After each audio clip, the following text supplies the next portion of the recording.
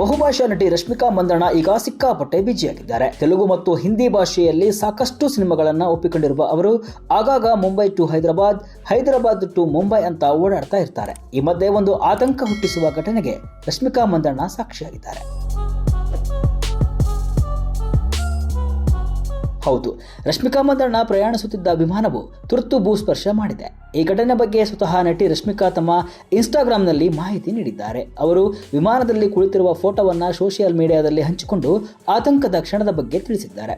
Instagram ಸ್ಟೋರಿಯಲ್ಲಿ ಈ ಅನುಭವವನ್ನು ಹಂಚಿಕೊಂಡ ಅವರು ಎಂದು ಸಾವಿನಿಂದ ತಪ್ಪಿಸಿಕೊಂಡಿದ್ದೇವೆ ಎಂದು ಬರೆದುಕೊಂಡಿದ್ದಾರೆ. ಅಂದಹಾಗೆ ಈ ಪ್ರಯಾಣದಲ್ಲಿ ರಶ್ಮಿಕಾ ಜೊತೆಗೆ ಮತ್ತೋರ್ವ ನಟಿ ಶ್ರದ್ಧಾ ದಾಸ್ ಕೂಡ ಇದ್ರು.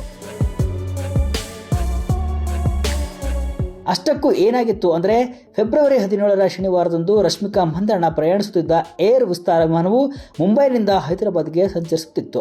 ಮುಂಬೈ ಏರ್ಪೋರ್ಟ್ನಿಂದ ವಿಮಾನವು ಹೊರಟ ಕೆಲವೇ ಹೊತ್ತಿನಲ್ಲಿ ಅದರೊಳಗೆ ತಾಂತ್ರಿಕ ಸಮಸ್ಯೆ ಕಾಣಿಸಿಕೊಂಡಿದೆ. ಹೀಗಾಗಿ 30 ನಿಮಿಷಗಳ ನಂತರ ವಿಮಾನವನ್ನು ಪುನಃ ಮುಂಬೈ ಏರ್ಪೋರ್ಟ್ನಲ್ಲಿ ಲ್ಯಾಂಡ್ ಮಾಡಲಾಗಿದೆ.